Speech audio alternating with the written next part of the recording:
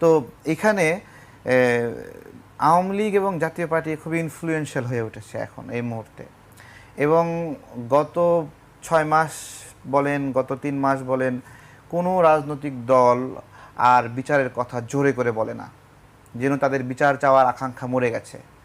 হ্যাঁ, এবং তারা বিচার চায় না, তারা হলো আওয়ামী লীগকে আর ঘৃণাও করে না, এবং তারা জাতীয় পার্টিকেও ঘৃণা করে না। ধীরে ধীরে এই একটা রাজনীতির জায়গা থেকে যাচ্ছে, এবং আওয়ামী লীগের জন্য খুব ভালো সময় আসতেছে সামনে।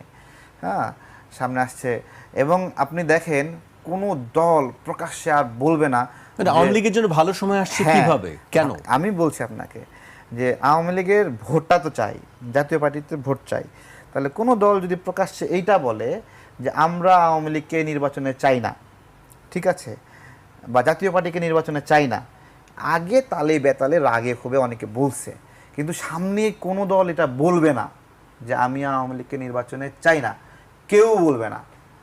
যে বলবে সে আওয়ামী লীগকে হারাবে, ঠিক আছে, তার পাশে সে পাবে না। সুতরাং আওয়ামী লীগ বাধাহীনভাবে সামনে নির্বাচনে আসবে, কেউ তো বাধা দিবে না, কারণ বাধা দিলেই সে ভোট পাবে না, এবং সেই ভোটের সংখ্যা 20%। যে কোনো সরকারকে সামনের নির্বাচনে, সামনের নির্বাচনে, এটা নির্বাচন, হ্যাঁ, আমার অবজারভেশন। সামনে মানে আওয়ামী লীগকে বাধা দিবেন কিভাবে?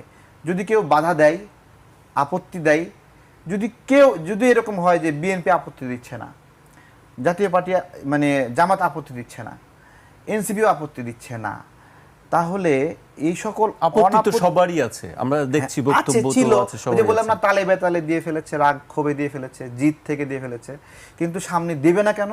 কারণ যেই বাধা দেবে সেই আওয়ামী লীগের যে 15-20% ভোট আছে, ওই ভোটটা সেই দিকে যাবে না, আসলে যাবে না। ওই ভোটটা পাওয়ার আকাঙ্ক্ষা থেকে সে আওয়ামী লীগ নিষিদ্ধ চাইবে না, বলবে না এটাও মুখ দিয়া যে আওয়ামী লীগ ভোটে আসতে দেব না। আমি তারেকের সঙ্গে একমত না। আওয়ামী লীগ যদি নির্বাচনে আসে তাহলে তো আওয়ামী লীগের ভোটাররা আওয়ামী লীগকেই ভোট দিবে, তারা কি আরেকটা দলে ভোট দিবে? তা দিবে না। ফলে আওয়ামী লীগ নির্বাচনে আসুক, এটা কেউ চান না। তারেক কোন জায়গাটা আপত্তি করেছেন আমি সেটা বলি। কেউ আওয়ামী লীগের বিরুদ্ধে কথা বলবে না। কেন বলবে না? বললে যদি আওয়ামী লীগ নাই, কিন্তু আওয়ামী লীগের ভোটারদের ভোটটা তারা হারায়, কারণ তারা মনে করে যে মানে প্রকাশ্যে কেউ আওয়ামী লীগের শত্রু হতে চাইবে না, এটা সে বলার, কিন্তু ভিতরে ভিতরে বলবে আওয়ামী লীগ চাই না। তারা ভাবছে ওই আগের সিচুয়েশন আছে যে সকল জনগণ আওয়ামী লীগকে এখনো ঘৃণা করে, সকল আওয়ামী লীগ জনগণ আওয়ামী লীগকে এখন ফাইলে দিছে, তারা ওই ওই ওই জায়গাটা আছে, এবং তারা একটা তাদের মিথ কাজ করছে যে আমরাই জয়ী, এরকম একটা সিচুয়েশন, ঠিক আছে। এবং ওখানে যে লোকগুলো আছে সংস্কার কমিশন, আমরা যারা বসছি, আমাদের সংগঠনের এত ব্যাপ্তি ট্যাপ্তি নাই, ঠিক আছে, কিন্তু ওখানে বসলে আমার মনে হয় পার্লামেন্টের মেম্বার হয়ে গেছি, ঠিক আছে। এই দেখি যে অন্যরা এরকম ফিলিং নিচ্ছে, কিন্তু ভোটে কিন্তু জিততে পারবে না। হ্যাঁ, তা এই মানুষগুলো তো জনগণের প্রতিনিধি না, একটা আন্দোলনে একসাথে ছিল, ছিল, ওইভাবে তারা সেখানে পার্টিসিপেট করছে, এবং আপনার হলো এই পার্টিসিপেট জনগণের প্রতিনিধি না, এবং এই কমিশনও জনগণের প্রতিনিধিত্ব করে না, খুবই অর্ধেক জনগণেরও প্রতিনিধিত্ব করে না এই কমিশন, অর্ধেক জনগণেরও প্রতিনিধিত্ব করে না।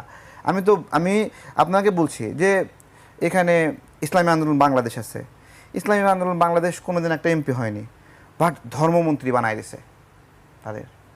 এবি পার্টি আপনার হলো সব মিলে 5,000 ভোট পাবে কিনা গ্যারান্টি নাই, বা তাদের 5,000 সদস্য আছে কিনা, নিজের সদস্যও নিজেকে ভোট দিবে কিনা আমরা জানি না, বাট চিফ প্রসিকিউটর পদ নিয়ে নিছে, কি গণহত্যার মামলার প্রধান প্রসিকিউটর সে নিয়ে নিছে, ঠিক আছে। কিন্তু যখন নির্বাচিত সরকার আসবে তখন তো এগুলো কিছুই পাবে না, ওই জন্য এরা ধানায় পানায় পেঁয়াজ লাগায় আরেকটু সময় লাগে, আরেকটু খায়, আরেকটু ওজন বাড়ুক, এর একটা অবস্থায় আছে আর কি। জুলাই গণ অভ্যুত্থানে যারা আহত হয়েছে, সে সকল আহত যোদ্ধা, তারা কিন্তু জুলাই সনদ মানে মনে করেছিল যে জুলাই সনদ হলো তাদের একটা সনদ, যেখানে কারাবন্দীদের স্বীকৃতি থাকবে, আহতদের স্বীকৃতি থাকবে, এবং নিহতদের স্বীকৃতি থাকবে, এই সমস্ত একটা ব্যবস্থাপনা জুলাই সনদ মনে করেছিল, এবং এটা মনে করেই শাহবাগ অবরোধ করে মানুষদেরকে পেরেশানির মধ্যে ফেলছিল যে জুলাই সনদ তাদের লাগবে, তাদের সুরক্ষার জন্য সনদ। আসলে জুলাই সনদ জুলাইয়ে আন্দোলনকারীদের সুরক্ষার কোনো সনদ না। এই জুলাই সনদটা জুলাই নাম দেওয়া হয়েছে, কিন্তু এটা রাজনৈতিক দলরা কি উপায়ে ক্ষমতায় যাবে এবং কার কি অসুবিধা হয় সে সকল অসুবিধা নিরসনের সনদ হলো জুলাই সনদ। এই সনদে কিভাবে আমাদের নাগরিকদের জন্য একটা ভালো পরিবহন ব্যবস্থাপনা হবে, পাবলিক ট্রান্সপোর্ট কীভাবে ডেভেলপ হবে, এ ধরনের কোনো গাইডলাইন নাই। এই সনদে হাসপাতালে মানুষ সঠিক চিকিৎসা পায় না সরকারি হাসপাতালে, সেই ব্যবস্থাপনা নাই। এই সনদে শিক্ষা ব্যবস্থা নিয়ে কোনো ব্যবস্থাপনা নাই। মানুষ ছিনতাই হয়, চুরি হয়, জমি ভাগাভাগি নিয়ে মারামারি হয়, এবং সেই জায়গাতে নাগরিকরা কীভাবে সুরক্ষা পাবে এই সনদে সেই ধরনের কোনো কথাও নাই। সুতরাং এই সনদটা শুধুমাত্র রাজনীতিবিদদের জন্য একটা সনদ। তো তারা কীভাবে কি করতে চায় এবং কে কিভাবে কাকে আটকাবে, কে কীভাবে বেকায়দায় ফেলবে, ক্ষমতার ভারসাম্য কিভাবে করবে, সমস্ত কিছু জনগণের যে জনবান্ধব আকাঙ্ক্ষা, যে এইভাবে আমরা জনগণকে সার্ভিস নিশ্চিত করব, সেই বিষয়গুলো এখানে উপেক্ষিত হয়েছে। যখন জনগণ দেখবে যে আমাদের স্বার্থগুলো এই সনদের ভিতরে নাই, তখন তো তারা গণভোটে যাবেই না। আমি এখানে ভোট দিয়ে কি করব? এটা তো মানে তোমার একটা ইচ্ছা, এটা তো আমার ইচ্ছার প্রতিফলন না। এটাই আর কি জুলাই সনদ বিষয়ে একটা, যে পরিবেশ বিষয়ে বললেন, বিভিন্ন বিষয়গুলো, এই বিষয়গুলো এখানে আলোচনায় হয়নি। পুলিশ মানুষকে ভালোবাসবে, মানুষ পুলিশকে দেখলে ভয় পাবে না, কাছে যাবে নিরাপত্তার জন্য, ঠিক আছে? সেই পুলিশকে দেখে মানুষ ভয় পায়। এখন যেটা হয়েছে, পুলিশকে দেখলে মানুষ ঠোল্লা মনে করে যে এর কাছে যায় কি হবে, একে নিয়ে তামাশা করে, হাসি তামাশা করে, তাই না? এই অবস্থা। আমার পুলিশ সুন্দরভাবে কি হবে সেইটাও জুলাই সনদে নাই। এটা হলো বিষয়। যখন নাগরিকরা দেখবে যে আমি কিভাবে ভালো জীবনযাপন করব, তার প্রতিফলন এই জুলাই সনদে হয়নি।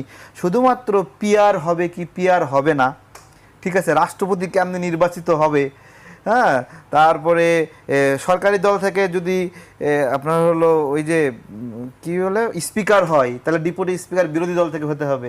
এই সরকারি বিরোধী দল ভাগাভাগির একটা সামগ্রিক আলোচনা ব্যবস্থাপনার জন্য এই সনদ, জনগণ এটাতে ইন্টারেস্ট নাও পাইতে পারে। রাজনীতিতে এখন যেটা হচ্ছে, এখন বাংলাদেশে তো 4টা ভাগ রাজনীতিতে, এটা সবসময় দেখে আসছি, বিএনপি, জামাত, আওয়ামী লীগ, জাতীয় পার্টি। তো জাতীয় পার্টি তো দুর্বলই হোক, বাট রাজনীতির আলোচনায় যোগ বিয়োগে তার অনেক প্রভাব আছে। সেই প্রভাবটা আপনার হলো রং বদলায় দেয় রাজনীতিতে। তো জামাতেরও এরকম প্রভাব আছে, সব রং বদলায় দিতে পারে, বাট তাদের গ্রহণযোগ্যতা কম। এখন নতুন করে যুক্ত হয়েছে আরও কিছু কিছু অংশ, গণ অধিকার, এনসিপি, সামগ্রিকভাবে এইটা।